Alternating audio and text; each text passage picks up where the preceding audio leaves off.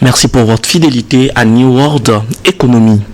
La promotion de la transformation numérique en Afrique permettra d'optimiser notre influence dans plusieurs domaines. Mais comment l'Afrique vit la transformation numérique? Pour en parler, nous recevons donc pour vous sur le plateau M. Delali Kossi Adjika. Il est consultant en stratégie, marketing et communication. Il est également fondateur de la société EID Afrique. Un grand plaisir pour nous, M. Delali Kossi Adjika, de vous recevoir sur ce plateau. Comment vous allez? Je vais très bien, M. Coco. Je vais très bien. Et heureux de me retrouver dans vos locaux aujourd'hui. Merci effectivement pour l'opportunité.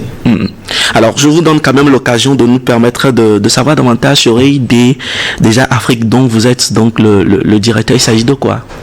EID Afrique, c'est une société qui fait dans beaucoup de choses, dans 3 aspects essentiels, notamment la communication et le marketing digital, l'éducation à travers les cours de répétition à domicile, mais aussi les solutions digitales. Je veux dire par là la numérisation des entreprises. EID Afrique se définit comme entreprendre, innover et développer. Alors, entreprendre, innover et développer l'Afrique, c'est dans ce couloir que s'inscrit l'émission de ce jour. Lorsque nous parlons de la transition numérique en Afrique, c'est un sujet qui intéresse pas seulement les Togolais, mais aujourd'hui tout le continent. Alors, selon vous, Monsieur Delali, comment est-ce que le continent africain, sinon la jeunesse africaine, a accueilli ou accueille aujourd'hui, vit cette transition numérique le jour au jour, selon vous? Merci beaucoup pour la question. Avant tout, j'aimerais d'abord donner un peu de précision sur ce que nous appelons d'abord le numérique et ensuite également définir ce que nous appelons la transition numérique. Allons-y. Alors, de façon basique, je dirais que le numérique se définit comme l'ensemble des technologies liées à l'informatique, à l'Internet et également aux outils digitaux que nous utilisons bien sûr pour le stockage et la transmission des données et des informations. De facto, la transition numérique se définit comme le processus par lequel les individus, les entreprises, mais aussi les institutions étatiques travaillent pour numériser justement leurs services afin d'être plus efficaces, plus productifs et plus compétitifs. Alors, revenant sur votre question, je dirais que le continent africain de façon générale, mais surtout la jeunesse, accueille avec enthousiasme la transition numérique. La jeunesse ou de façon globale, les Africains voient en la transition numérique une opportunité de création d'emplois, de globalisation, en ce sens que ça nous permet d'être en contact avec le reste du monde et de s'épanouir et pourquoi pas de développer l'Afrique. Alors, on comprend par là en réalité que c'est quand même une très bonne nouvelle pour le continent parce que déjà dans l'introduction, nous disions en réalité que cette transition numérique apporte une révolution également sur le continent et permet à plusieurs domaines, notamment le domaine de la santé, le domaine agricole, pas mal de domaines, même dans le domaine de l'éducation. Ça permet quand même également au continent de se développer au même titre que les autres continents. Alors, on a l'impression aujourd'hui, je ne sais pas si vous partagez cette perception, comme on est tombé, on n'attendait pas ou on ne s'attendait pas à cette transition et qu'on est tombé dedans. Est-ce que vous partagez cela? Je partage absolument, parce que vous savez aujourd'hui, personne ne peut dire que c'est exactement à partir de ce moment qu'a commencé la transition numérique. On s'est vu dedans, parce que c'est vrai qu'au début, il y a les grandes entreprises qui ont pris le pas. Par exemple, le marketing digital. Il y a certaines entreprises qui ont commencé par exposer leurs entreprises, par développer, créer des sites et tout et tout. Mais à un moment donné, surtout renforcé avec la COVID-19, on s'est vu dedans. Chacun s'est dit, il faut que je crée telle page, il faut que je fasse ceci. On s'est vu tout simplement dedans comme ça. Et aujourd'hui, en 2025, c'est irréfutable. Votre approche, ce que vous venez de dire, On ne peut pas refuser. Nous sommes vus dedans, nous sommes dedans. Et on avance quand même dedans. Alors, c'est bien vrai que tout au long de cet entretien, on parlera donc des aspects positifs de cette transformation numérique. Mais touchons d'abord ce qui fait mal aujourd'hui, ce qui inquiète plusieurs. Quand on parle de cette transformation numérique, apparemment, il faut aussi également noter la question donc, de ces réseaux sociaux que nous avons aujourd'hui et que nous utilisons. Apparemment, pour certaines personnes, c'est un moyen qui permet de pouvoir faire du business, de pouvoir se développer, mais pour d'autres, on l'utilise pour des fins qui inquiètent aujourd'hui, c'est bien ça?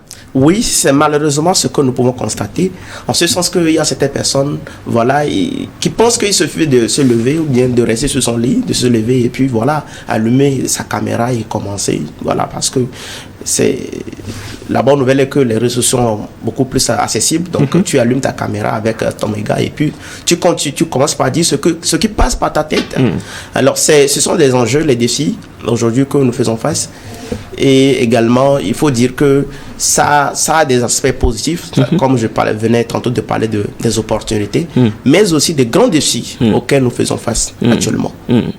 Alors, Monsieur Delali, aujourd'hui, quand nous parlons donc de ces défis, et je n'ai pas envie peut-être de donner des noms, mais il est très important sur ce plateau que nous puissions toucher quelques exemples. Quand on va aujourd'hui sur les réseaux sociaux, notamment TikTok aujourd'hui, ça craint, où on voit des amis d'hier, aujourd'hui, des gens que nous appelons par des influenceurs, qui ont d'une manière, qu'on le veuille ou pas, une influence sur la jeunesse du pays et du continent, mais qui se déchirent, qui s'entretuent, on peut le dire, par des paroles et tout, au point où ça touche même des familles, ça touche des parents et tout. Comment est-ce que tu perçois ça personnellement? Quelqu'un dira qu'on n'aura jamais vu assez. C'est déplorable, pas seulement dans notre pays, le Togo, mais aussi à travers le continent. On voit des gens, entre guillemets, on parle de buzz, qui se disent, comme vous venez de le dire, qui s'entre-déchirent entre eux, qui disent des choses qui ne doivent pas être dites. Parce qu'il faut dire que les réseaux sociaux nous ont donné d'avoir un autre monde, un monde virtuel. Et on se dit que voilà, on ne se connaît pas ou bien on ne se voit pas, donc on se permet de tout dire. Insulter les parents des gens, raconter tout ce que vous connaissez sur la vie des gens, appeler les amis pour faire des enquêtes, juste pour exposer la vie. C'est la mode aujourd'hui, c'est la mode. Où on parle des dossiers. Celui-ci sort et dit que j'ai des dossiers et tout. C'est quand même déplorable, en ce sens que au lieu d'utiliser ces réseaux-là pour soit développer ses activités, vendre davantage, ou bien voilà, se positionner, faire son branding, on préfère beaucoup plus rester insulter, à rentrer dans les histoires qui ne nous concernent pas. C'est déplorable. Et dans ce sens-là, je pense que nous allons tout droit au mur. Mais mon inquiétude également, c'est que le mal est tellement profond parce que ces personnes aujourd'hui ont des communautés derrière, ont des gens qui les suivent, des gens qui les prennent comme des modèles. C'est des gens qui brassent, qui ont des millions de personnes qui les suivent chaque jour.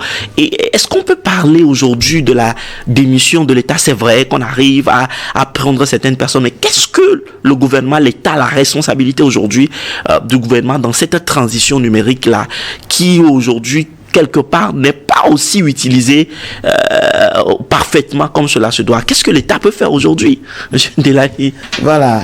Et d'abord, j'aimerais quand même féliciter l'État pour ce qui se fait. On sent à travers certains actes que l'État n'a pas abandonné les réseaux, mais la réalité, du moins à mon niveau, est que l'État s'est vu surpris. Ok.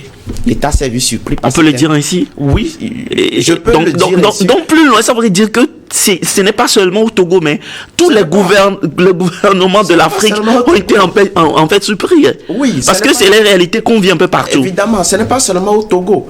Parce que ce sont des choses imprévisibles qui arrivent actuellement. Parce que, par exemple, les lois, les règlements qui sont là, sur lesquels nous marchons, ce que utilisent les institutions judiciaires, n'ont pas prévu certaines choses. avec les réseaux, on se dit que voilà, c'est la liberté, c'est la liberté d'expression. Du coup, il y a certaines choses aujourd'hui, tu te demandes vraiment, est-ce qu'il y a des lois qui réglementent cela? C'est vrai que nous avons des codes, mais ça ne compte pas tous les aspects. Donc, il faut vraiment, ce que nous avons demandé, que l'État réglemente davantage les réseaux sociaux, surtout. Quand vous prenez TikTok aujourd'hui, des gens qui s'insultent, qui se disent des choses. On va même toucher les parents des gens, insulter les histoires de relations passées qui reviennent. Ça craint. Hein? Ça craint. Donc, par exemple, quand nous parlons des buzz, voilà, qui se passent entre deux personnes, des influenceurs.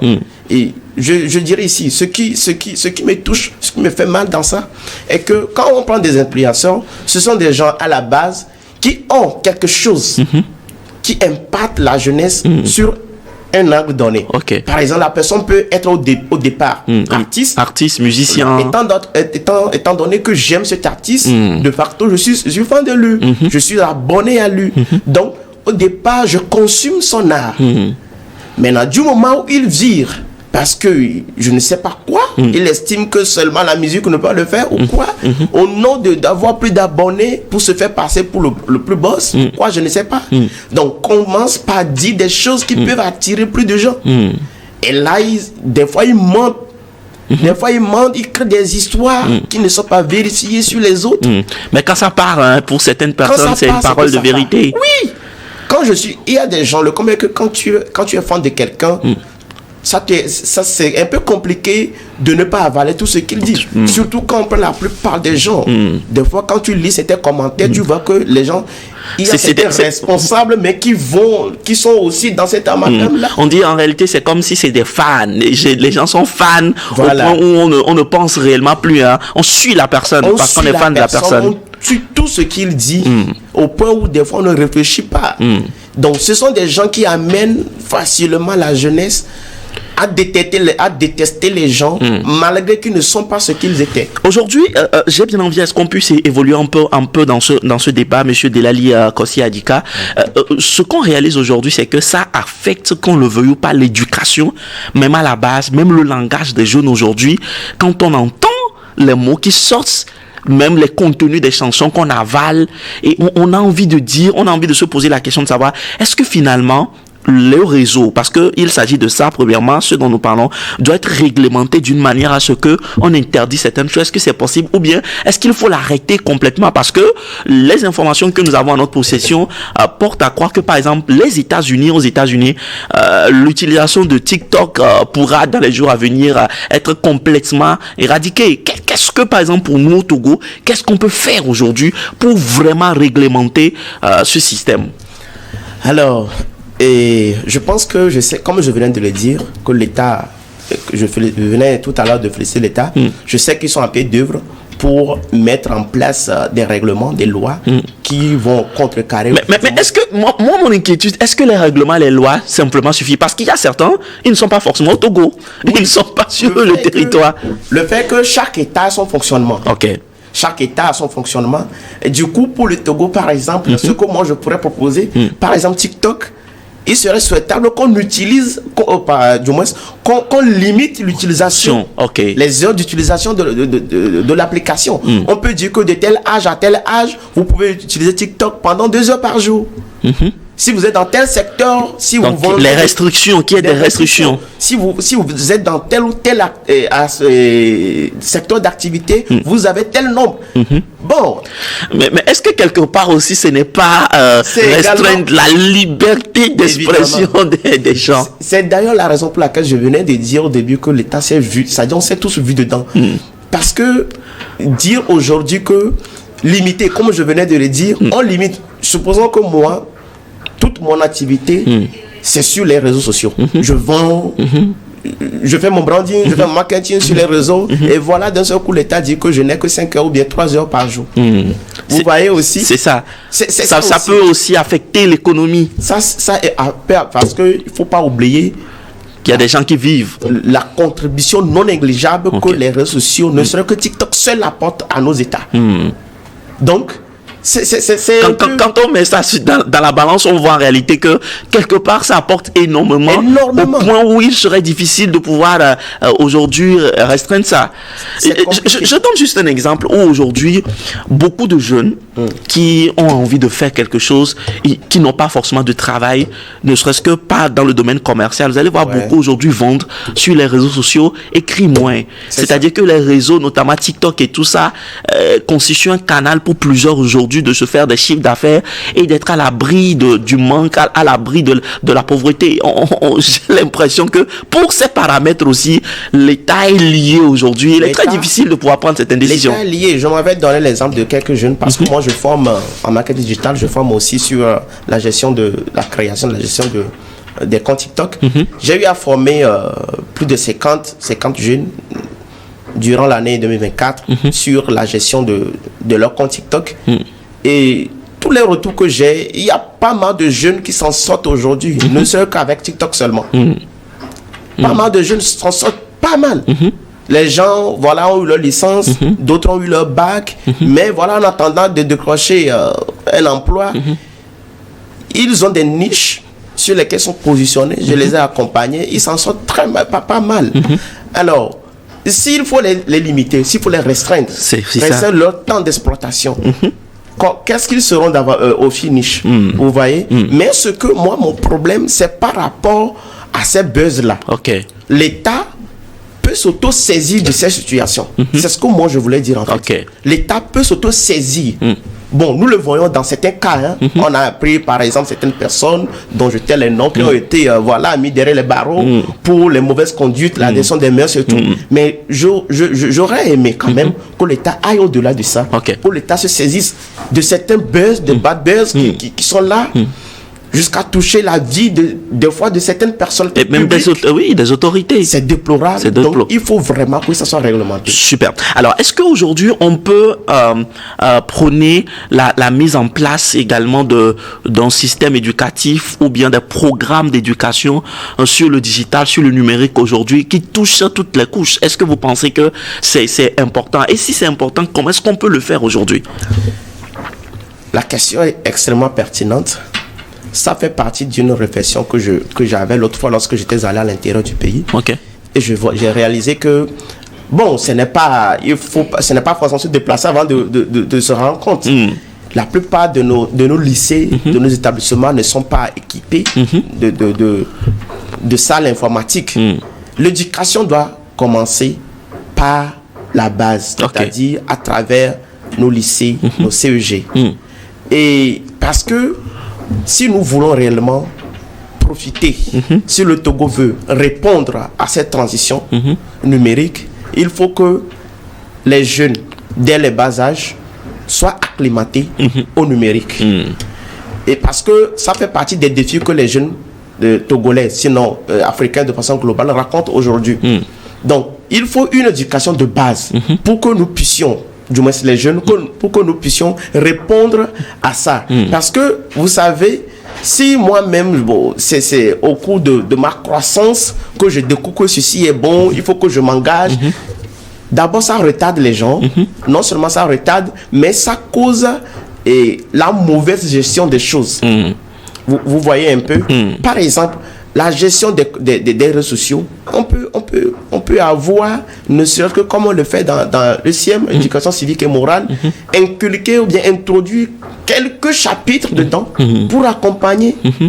Vous voyez, pour sensibiliser les jeunes, pour éduquer les jeunes. Et également, quand je parlais des salles informatiques, ça permet aux gens, surtout dans les milieux reculés, à Lomé, on s'en sort quand même pas mal. Bon, si ce n'est pas tout le monde, mais surtout à l'intérieur du pays, vous allez voir des gens, quelqu'un qui a jusqu'à son bac arrivé, qui n'a jamais allumé un PC.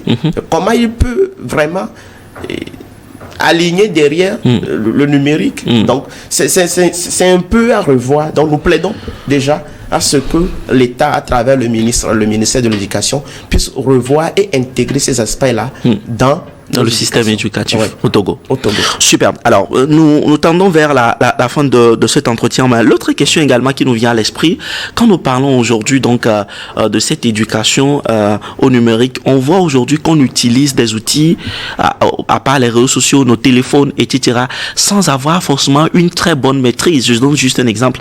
Dans un pays à côté de nous, où une personne est au procès, et mine de rien, on en parlait avant le début de cette émission, qui envoie une note vocale à une autre personne, et dans cette note vocale, il est en train de porter des propos à l'encontre donc du procureur qui doit le juger, et c'est des insultes, oui. et que ces propos retombent entre les mains de ce procureur. Oui. Alors on imagine la suite et c'est ainsi qu'aujourd'hui beaucoup de personnes ont dit des choses qui sont tombées dans la sphère publique. Comment on peut régler tout ça là aujourd'hui? Que faut-il faire? Est-ce qu'il faut veiller sur soi-même dans l'information qu'on transmet? Comment régler également ça? Ça, je dirais, à mon avis, que d'abord, je constate que les gens n'ont pas compris les réseaux sociaux. C'est-à-dire qu'il y a des choses selon nos éducations de base, les valeurs morales que nous avons reçues dans nos cultures. Par exemple, il y a certaines choses que je ne peux pas dire à tout le monde. Et il y a certaines choses que je ne peux pas dire n'importe où et n'importe comment. Ça, c'est dans la vie réelle. C'est dans la vie réelle. Okay. Donc, les gens ne savent pas que les réseaux sociaux sont les mêmes choses que la vie réelle. Non, on a dans notre esprit, ce qui se passe, c'est qu'on estime que là, je suis peut-être dans ma chambre, personne ne m'écoute, j'envoie une note vocale et je lui fais confiance. Il ne peut pas partager ça. Ou personne ne nous écoute. Évidemment. Vous allez voir, par exemple, dans un commentaire, une femme peut venir dire que mon mari ne peut jamais faire ça. Oui. Alors que ton mari connaît le nom, ton compte TikTok. Alors, est-ce que son mari est empêché de suivre la même vidéo? Ce sont les mêmes vidéos que nous suivons tous. Nous sommes tous, la plupart des gens sommes tous abonnés aux mêmes personnes. C'est ça. Supposons que toi tu dis que ça, mon mari ne peut pas faire ça. Toi qui pas dénigrer ton mari dans un commentaire quelque part. Si ton mari tombe dessus, parce que c'est une place publique après tout. C'est clair. Donc je disais que les gens doivent réaliser que les réseaux sociaux n'ont aucune différence avec la vie réelle. Tel que tu peux parler de moi devant X et que X peut me les rapporter. Ainsi, tu peux parler de moi ou bien tu peux faire quelque chose de louche sur un réseau et que je peux découvrir ça. C'est clair. Donc, il faut que nous prenions conscience. Ça, ce n'est pas voir l'État, c'est nous-mêmes. Okay. Nous devons revenir à nos valeurs. Nous devons savoir que nos brandings personnels, nos personnels brandings en dépendent. Protéger nos images.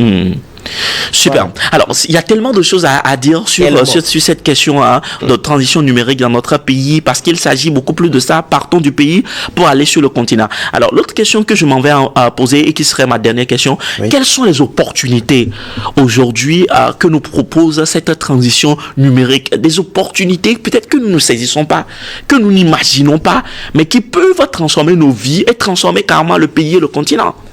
Évidemment, il y a toute une panoplie d'opportunités aujourd'hui. Parce que vous savez, nous sommes dans un monde où n'importe qui peut devenir quelqu'un demain grâce au digital, au numérique. Au numérique. N'importe qui peut devenir quelqu'un demain grâce au numérique. Vous voyez, nous ne sommes plus à un moment où quelqu'un qui a fait l'agronomie va vivre tout simplement sa vie à base du numérique. Ou de l'agronomie. Ou de la, ou de juste, il va pas vivre sa vie que de l'agronomie. Donc, l'une des opportunités que nous avons à travers le numérique, c'est les auto-formations, l'autodidacte. Les formations, il y a des sites gratuitement aujourd'hui. Tellement, énormément. De formations gratuites aujourd'hui. Il y a des formations certifiantes. Que nous pouvons acquérir de nouvelles compétences ou renforcer nos capacités dans des domaines extrêmement variés. Vous voyez? Donc nous devons savoir aujourd'hui que les réseaux sociaux ou bien le numérique nous permet de réduire considérablement le chômage. Parce que personnellement, je trouve, en tout cas de mon côté, que avec le numérique, c'est compliqué dans 5-10 ans de connaître encore un taux de chômage élevé. Si nous-mêmes, nous les jeunes même, si nous nous mettons au travail. Moi, j'ai fait pas mal de formations en autodidacte. Waouh. Et aujourd'hui, je m'en sors très bien. Waouh. Il y a cette formation, tu le fais. Si ça te passionne, c'est après que tu vas chercher une école de formation pour avoir un diplôme plus valorisant. Donc aujourd'hui, l'une des opportunités que nous avons, c'est les formations, c'est l'éducation, le renforcement des compétences. Pas mal de choses aujourd'hui que nous avons. Super. Alors, un dernier mot pour finir cet entretien rapidement. Merci beaucoup. Comme je le disais au début, c'était tout un plaisir à moi d'être présent avec vous dans cet entretien. Je m'en vais dire merci au premier responsable de Neo TV pour ces programmes qu'ils ont mis en place pour orienter les jeunes et pour réveiller les esprits, les consciences. Et pour finir, je vous dis merci beaucoup, M. Coco. Une fois encore, c'était un plaisir. Merci infiniment à vous. Je rappelle donc que M. Delali Kossi Adika, vous êtes consultant en stratégie marketing et communication. Vous êtes également fondateur de la société EID Afrique. Un grand plaisir pour nous de vous avoir reçu dans cette émission. Et je peux vous assurer que ce ne serait pas la dernière fois. On aura encore d'autres occasions où nous allons solliciter votre expertise pour continuer par inspirer les jeunes. Vous avez tout compris, nous sommes donc arrivés à la fin de cet entretien. Nous reviendrons dans la deuxième partie de cette émission avec notre invité du jour. À tout à l'heure.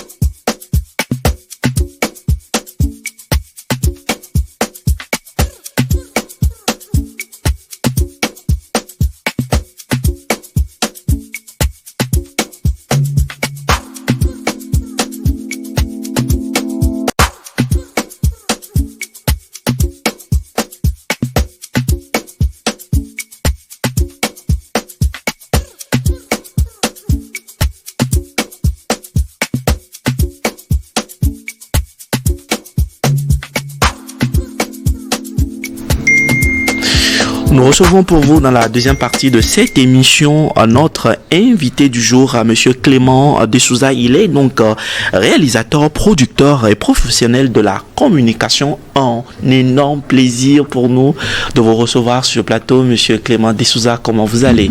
Bien, je vais bien, à vous? Ça va très très très bien. Super.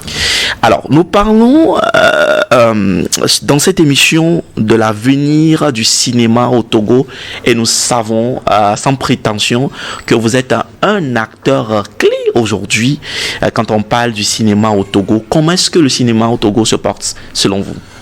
Alors, le cinéma togolais était dans un état comateux. Après, il est passé en salle d'observation. Maintenant, il est en salle de soins. Parce que récemment, nous avons validé une stratégie pour le développement du cinéma togolais sous le couvert de notre ministre de tutelle, que je salue au passage. Et donc, pour moi, c'est essentiel de dire que, voilà, il y a de l'avenir, ça va prendre. Il y a de l'avenir, ça va prendre. Alors, pour vraiment rentrer dans les profondeurs donc, de ce sujet qui nous intéresse aujourd'hui, il est quand même important pour nous de savoir qui appelle-t-on, par exemple, un réalisateur, qui appelle-t-on un producteur.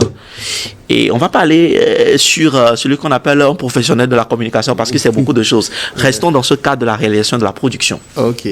Bon, il faut savoir que le réalisateur, c'est le chef d'orchestre de toute la chaîne de valeur.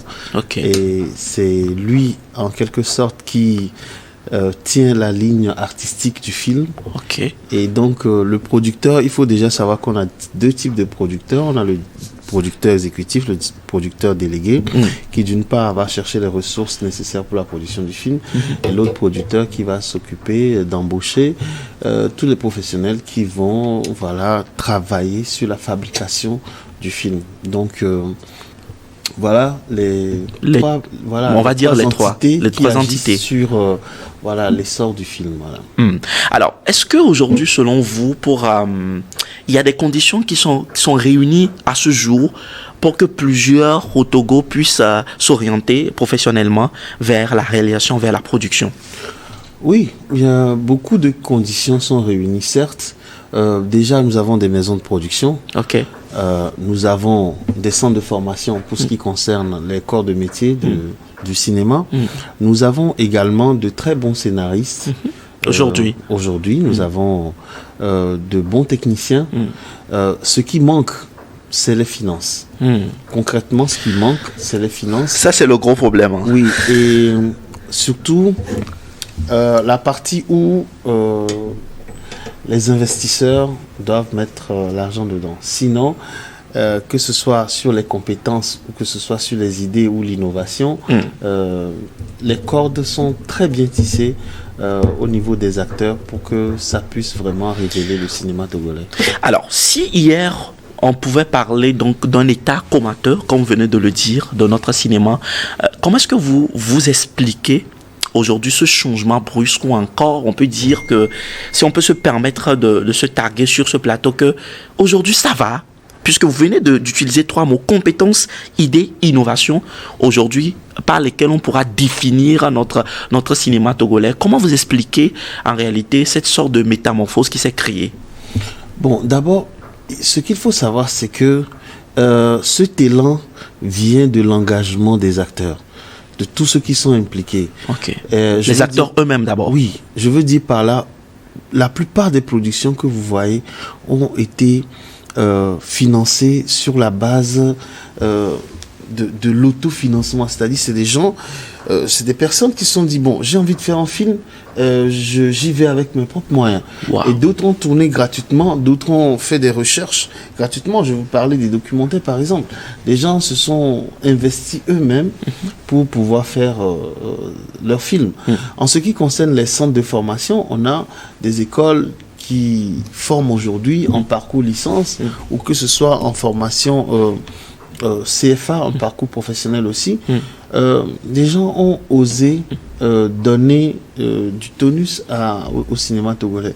L'état comateux dont je parle, c'est la compétitivité qui a englouti le cinéma togolais. Okay. Il faut comprendre par là que le cinéma existe quand la télévision marche, c'est-à-dire quand la télévision ou les télévisions achètent des productions, ou quand les salles de cinéma fonctionnent. Mais il faut savoir que le cinéma togolais a commencé par souffrir depuis l'arrivée ou la compétition avec les films sud-américains qui ont envahi notre espace, ce qui a fait disparaître le théâtre que vous connaissez sur la chaîne nationale. Et au point, ça n'intéresse pas, hein, pour dire vrai. Après, on a eu de grands diffuseurs qui sont venus avec des feuilletons à longueur de journée et tous les investissements. Et quel feuilleton encore? Oui, quel feuilleton encore? Sud-américain, turc, voilà, pour ne citer que cela. De portugais, espagnol et tout ça. Donc, tous ces productions-là ont envahi l'espace que devrait occuper le cinéma togolais. Et les salles, de fil en aiguille, ont disparu. On a aujourd'hui quelques salles que vous connaissez déjà, mais l'état comateux, nous sommes partis en salle d'observation, c'est-à-dire, à un moment donné, les gens se sont dit, ok, quelle que soit la situation, nous allons mettre notre propre argent, nous allons trouver de l'investissement.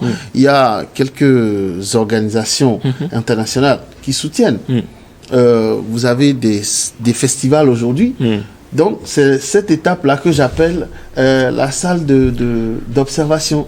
Et la salle de soins aujourd'hui, c'est que le gouvernement a pris des engagements, le gouvernement a fait des pas. On a eu à l'Assemblée nationale des lois qui ont été votées pour soutenir le cinéma. Et récemment, avec notre ministère de tutelle, on a eu quand même une stratégie de développement du cinéma togolais. Donc c'est là la salle de soins pour dire que bientôt on va bien se porter. Alors ça veut dire aujourd'hui qu'on pourra réaliser et reconnaître sur le plateau que l'État a compris et s'engage davantage pour le cinéma togolais. Oui, effectivement, puisque là déjà vous avez pour le FESPACO qui arrive, vous avez des films togolais, vous avez une demi-dizaine de films togolais qui ont été choisis pour le FESPACO. Donc ça veut dire que avec le Centre national de la cinématographie et de l'image animée qui regroupe tous ces acteurs-là et qui va les accompagner progressivement dans ce processus. Le FESPACO, quand même, qui est un grand festival panafricain et mondialement reconnu. Donc, c'est dire que, nous faisons un pas et que le gouvernement accompagne. Il faut reconnaître que très récemment, ou encore sur ces 2-3 années, on a vu également la PM, le Premier ministre de notre pays qui se déplace sur l'ouverture ou encore la présentation des films togolais, pas 2, pas 3. Et c'est un signe aussi fort qui montre qu'il y a de la volonté vers la chose, vers le cinéma aujourd'hui, les films qui sont produits dans notre pays. Nous sommes des artistes et nous sommes les vendeurs de l'image du pays et nous sommes les créateurs d'imagination. Donc c'est un levier important de l'économie. Voilà le point d'intérêt aussi. Super. Et donc du coup, le gouvernement c'est son espace. Super. Alors, quel est l'apport aujourd'hui du numérique à la cinématographie dans son ensemble et la cinématographie togolaise? Pensez-vous que cela a contribué également aujourd'hui à donner une valeur ajoutée à notre cinéma? Le numérique n'est pas à part en ce qui concerne le cinéma. Ok. Et le cinéma, il ne faut pas l'oublier, c'est une plateforme de vente. C'est un marché. Donc, si tu veux vendre, il faut trouver là où se trouvent les personnes qui vont acheter. C'est ça. Si 80% des personnes sont connectées sur YouTube, alors il faut aller vers YouTube pour vendre son film. Super. Et c'est un format. Le numérique, c'est un format qui participe à l'éclosion du cinéma ou qui participe au marketing du cinéma. C'est ça. On peut choisir YouTube comme plateforme pour diffuser son film, mais on peut choisir aussi le numérique de façon générale, le digital de façon générale pour faire la promotion du film. Donc c'est un apport important puisque 90% sont sur le digital. Super. Alors, monsieur Clément de Souza, parlons du chemin croisé entre le réalisateur du film documentaire, l'acteur et l'enseignant, c'est bien ça? Oui. Est-ce qu'on peut en savoir davantage? Parce que pour nous et pour nos téléspectateurs qui nous suivent dans cette émission, ça remonte un peu difficile pour nous à cerner. Expliquez-nous très facilement pour que nous puissions réellement saisir. Bon, que dire? D'abord, je suis réalisateur et et les films que j'aime réaliser, c'est le documentaire. J'aime réaliser le documentaire parce que, de par la documentation, j'aime transmettre la connaissance et à travers cette connaissance, éveiller, réveiller ma communauté. Et cette expérience m'a permis de parcourir le monde et d'aller à certains endroits, de prendre certains risques. Et je peux dire qu'il y a 10 ans exactement, j'étais dans le grand nord du Burkina où je faisais un documentaire sur la cohésion sociale. Et aujourd'hui, c'est très difficile pour moi de parler de cette expérience parce que c'est un endroit où je ne peux plus aller comme je m'y rendais habituellement dans le cadre de ce film. Et j'ai vécu une expérience particulière. J'ai vécu une expérience humaine très, très touchante. Et pour moi, c'est ça le cinéma. C'est ces vécus-là qui te font sortir de la maison et qui te font croiser un monde merveilleux où tu as envie d'éveiller, de donner une information qui soit n'est pas accessible ou qui n'est pas visible dans la vie de tous les jours. Donc c'est ça pour moi, Clémence, réalisateur de films documentaires. Et ensuite, en termes de producteur, c'est qu'aujourd'hui, j'ai fait un parcours, donc il est important de voir autour de moi quelles sont les personnes qui s'intéressent et qui souhaitent quand même profiter de mes acquis. C'est-à-dire qu'aujourd'hui, personnellement, j'ai investi dans ce domaine. J'ai de quoi accompagner un jeune frère ou plus âgé. L'âge n'a pas d'importance en termes d'art. Quel que soit ton âge, quelle que soit ton appartenance, l'art, c'est l'art. Donc, celui qui voudrait bien se faire produire dans un film ou produire un film, pour moi, l'accompagner, mettre à disposition mon savoir et mon savoir-faire, c'est ça, être producteur pour moi. Et avec les moyens que nous avons, voilà, ça peut se faire. Et maintenant, l'enseignant, je suis enseignant à l'université, je donne des cours en production audiovisuelle, création publicitaire et artistique, en parcours licence et master. Pour moi, c'est une fierté, parce qu'aujourd'hui, le savoir-faire passe par la connaissance, ce que la science Tout à fait. Et donc, mettre le savoir-faire et la connaissance au service des apprenants, pour moi, c'est déjà une grâce. Et donc, la croisée des chemins, c'est que lorsque tu transmets ce que tu sais faire, tu apprends aussi, tu découvres.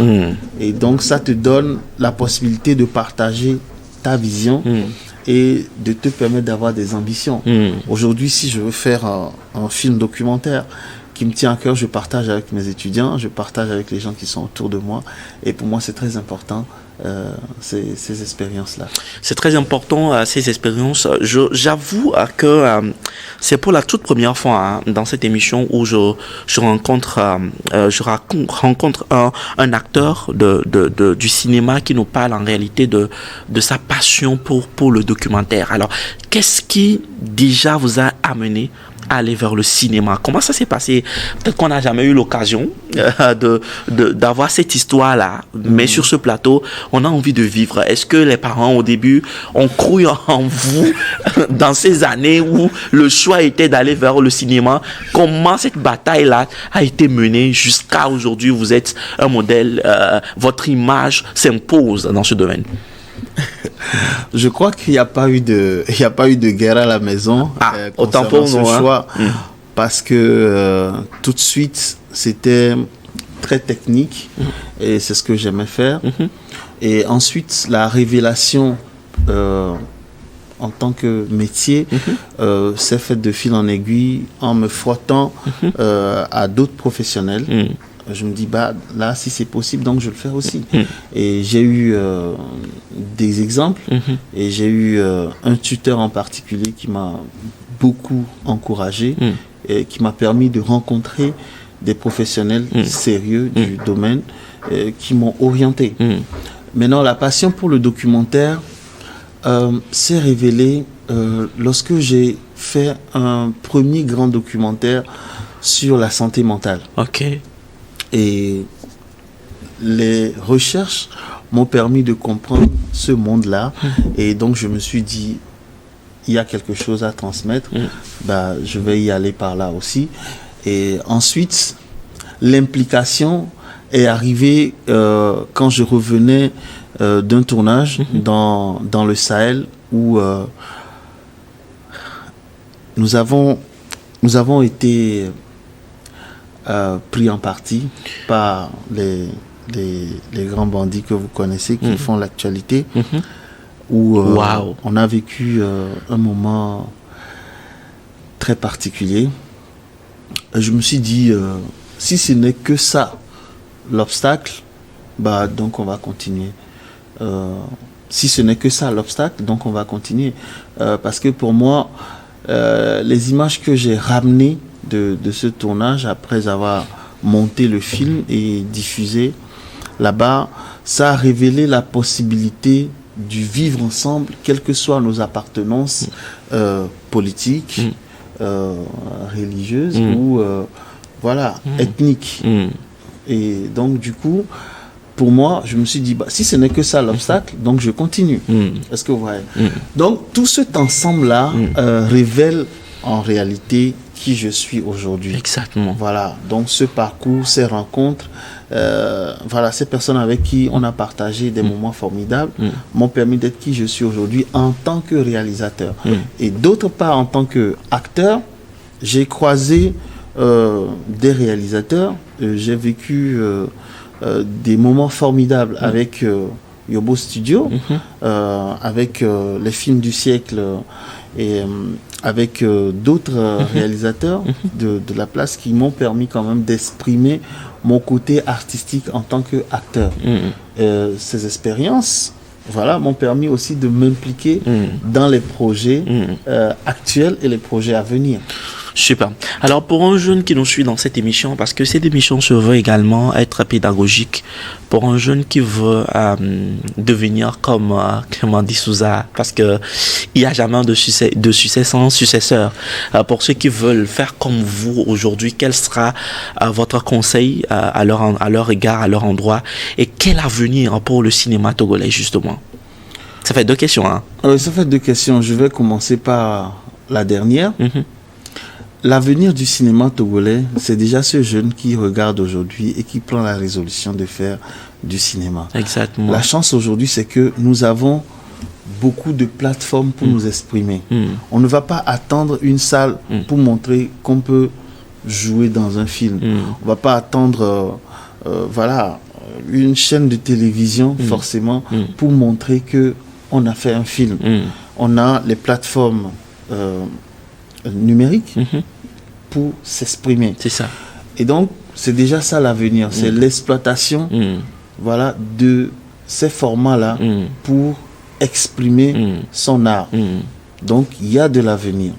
Ensuite, pour le jeune qui veut s'impliquer, je pense qu'il est important, qu'il sera important de passer par l'étape de la formation, de connaître le métier. Et ça s'impose. Beaucoup de métiers dans le cinéma.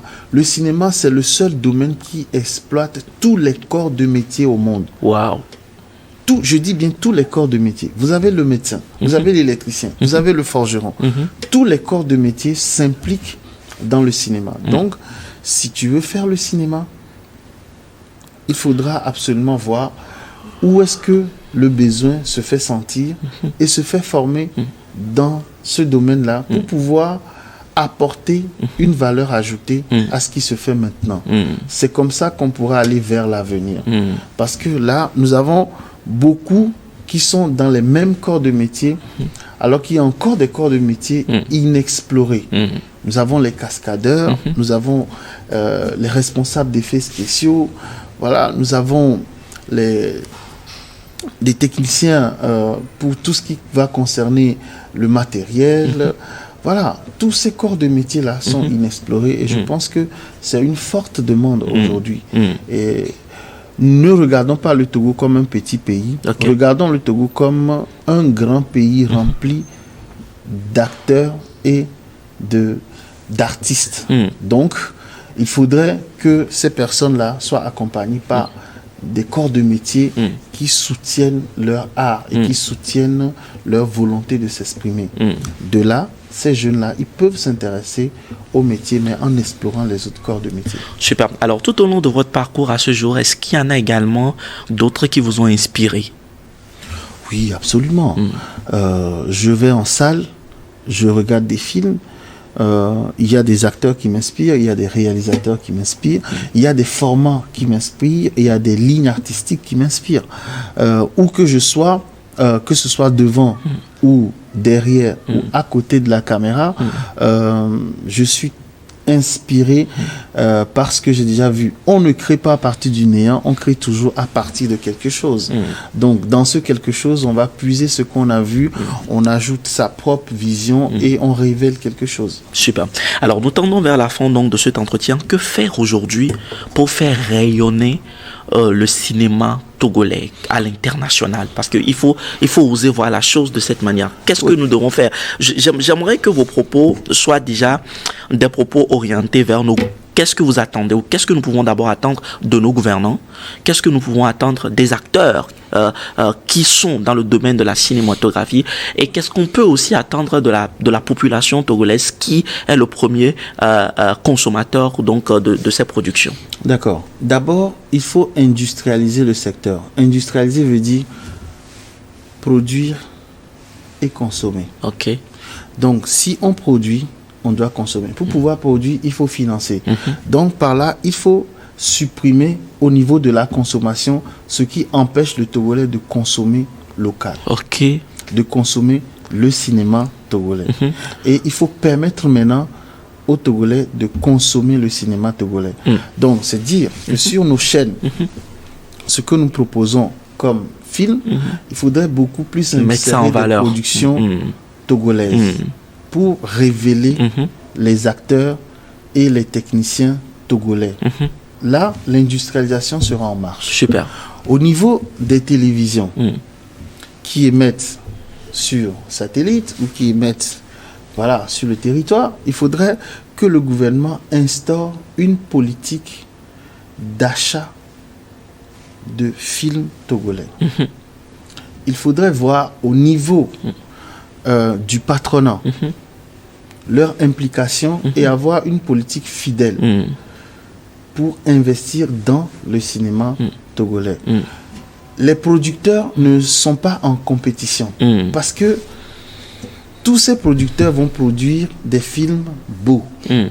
Et la beauté ne se trouve que dans l'œil de celui qui regarde. Si. Donc, lorsqu'on va on va donner la possibilité à 10 producteurs de produire des films, ils vont tous produire des films qui seront beaux et sous différents angles. Donc, c'est dire que aujourd'hui, pour que ça marche, l'industrialisation va marcher à partir de l'implication de cette politique-là, qui n'est pas pour obliger, mais accompagner les télévisions et les plateformes à diffuser des films togolais. Quant à la population togolaise, que ce soit vivant sur le territoire togolais ou de la diaspora, je pense que cette masse a soif de consommer les films togolais. Nous l'avons vu récemment à travers l'expérience de la série Ahoy, que les Togolais veulent consommer leur production. Donc, cette masse est prête. Ce qu'on leur demande aujourd'hui, c'est que à chaque fois qu'un film togolais sort, que ce soit sur une plateforme digitale ou que ce soit en salle, il faudrait aller en salle, payer le film pour que la production puisse se faire de l'argent dans sa caisse pour pouvoir produire d'autres films. Et je vous rappelle que sur une petite production, on peut enregistrer jusqu'à 100 techniciens. Les décors, il faut les payer. Les costumes, il faut les payer. Tout est à payer dans le cinéma. Rien n'est gratuit dans le cinéma. Donc, il faut qu'ils nous accompagnent. Lorsque les films sortent, d'aller en salle. Lorsque c'est sur les plateformes, d'aller sur cette plateforme, que ce soit par contribution ou que ce soit payante. Mais par là, c'est sûr qu'ils vont encourager l'industrialisation du cinéma togolais. Super. Un dernier mot rapidement pour finir cet entretien. Un dernier mot, on en a toujours, c'est que le cinéma a de l'avenir. Les professionnels du cinéma togolais ont de l'avenir parce que c'est des entrepreneurs. Les producteurs sont des entrepreneurs, les réalisateurs, tous les techniciens de ce domaine sont des entrepreneurs. Donc, je leur souhaite bon courage. Je nous souhaite du courage et pour mener à bien voilà ce domaine artistique très peu consulté dans l'univers culturel togolais et mais qui voilà avec les récentes initiatives prend vraiment son envol. Super. Alors, merci en tout cas, Monsieur Clément Desouza, d'être passé chez nous. Je rappelle donc que vous êtes non seulement réalisateur, producteur, mais en professionnel de la communication. Ça a été un grand plaisir pour nous de vous avoir reçu dans cette émission et nous espérons que ce ne sera pas forcément la dernière fois. Certainement, on vous recevra encore dans d'autres émissions pour continuer par parler du cinéma et d'autres choses encore. Volontairement, dès que vous m'appelez, je serai là. Super. Merci. Alors, vous avez tout compris. Nous sommes donc arrivés à la fin de cet entretien qui a été donc accordé à Monsieur Clément Desouza. On se retrouve certainement la prochaine fois pour continuer par vous inspirer. Appelez-moi Coco. À très très bientôt. Au revoir.